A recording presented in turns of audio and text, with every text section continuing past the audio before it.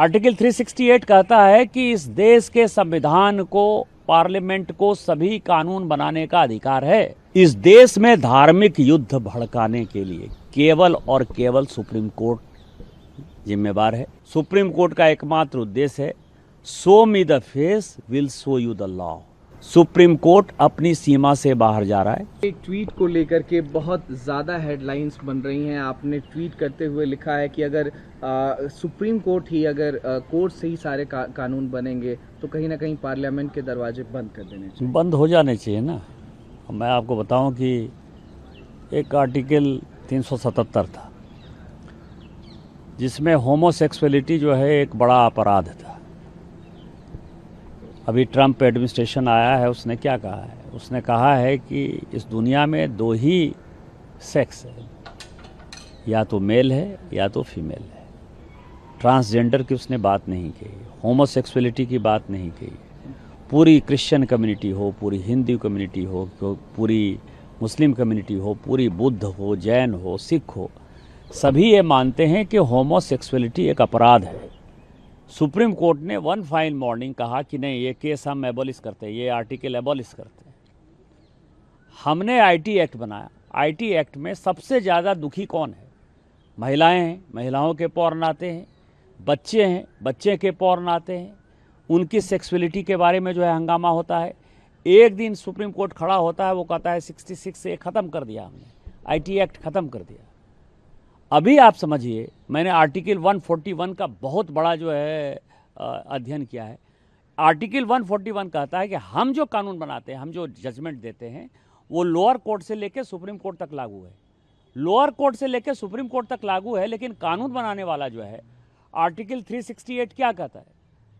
Article 368 कहता है कि इस देश के संविधान को, पार्लियामेंट को सभी कानून बनाने का अधिकार है। कानून की व्याख्या करने का अधिकार सुप्रीम कोर्ट का है। वो कह रहा है कि 3 महीने में जो है राष्ट्रपति बता दें कि क्या करना है, 3 महीने में गवर्नर बता दें कि क्या करना है। और उसके बाद आज जो है ये देश राम, कृष्ण, सीता, राधा, द्वादश ज्योतिर्लिंग से लेकर 51 शक्तिपीठ का है। सनातन की परंपरा है, लाखों साल की परंपरा है।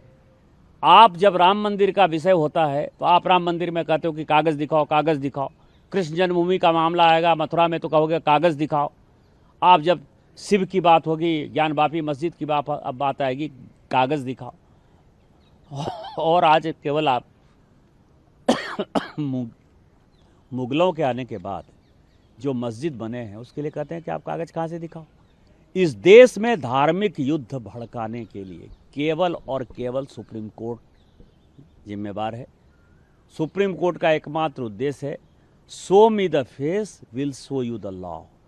सुप्रीम कोर्ट अपनी सीमा से बाहर जा रहा है। सुप्रीम कोर्ट की सीमा ये है कि भारत का संविधान जिस कानून को बनाया उस कानून की उसको व्याख्या करनी है, और यदि वो व्याख्या नहीं कर सकती है और सब कुछ के लिए सुप्रीम कोर्ट जाना है तो इस संसद का कोई मतलब नहीं है, विधानसभा का कोई मतलब नहीं है, उसको बंद कर देना चाहिए। जो अपॉइंटिंग अथॉरिटी है उसको आप निर्देश कैसे दे सकते हैं?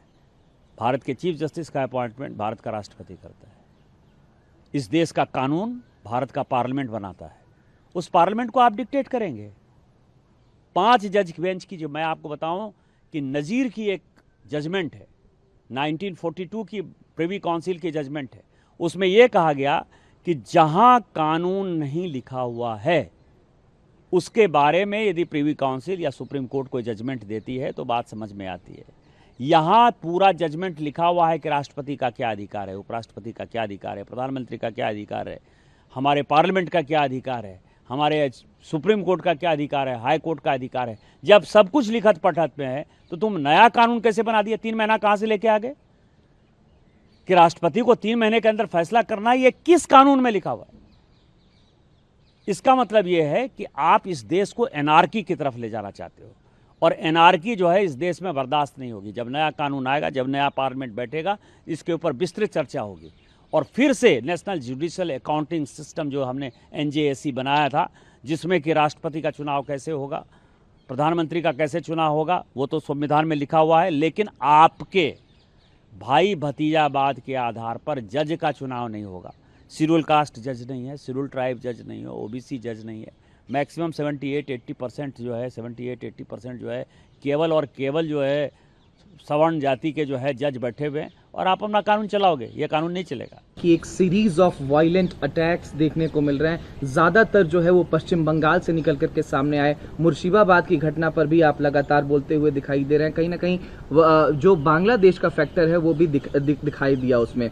इसको लेकर के वक्फ कानून को लेकर के जब वक्फ जेपीसी जगदम्बिका पाल जी चेयरपर्सन थे, उनसे पूछा गया, उन्होंने कहा कि अगर ये अनकॉन्स्टिट्यूशनल बोल रहे हैं जेपीसी की इतनी बैठकों के बाद, दोनों सदनों से पास होने के बाद, महामहिम के सिग्नेचर के बाद, तो कहीं ना कहीं मुझे इस्तीफा दे देना चाहिए और मैं इस्तीफा दे दूंगा अगर ये अनकॉन्स्टिट्यूशनल बोल रहे हैं। कल्याण बनर्जी का बयान है, उन्होंने कहा आप इस्तीफा दे दीजिए, आप गलत बात करते हैं। इस देश में जितने गृह युद्ध हो रहे हैं उसके जिम्मेवार केवल यहाँ के chief justice of India Sanjeev Khanna साहब हैं।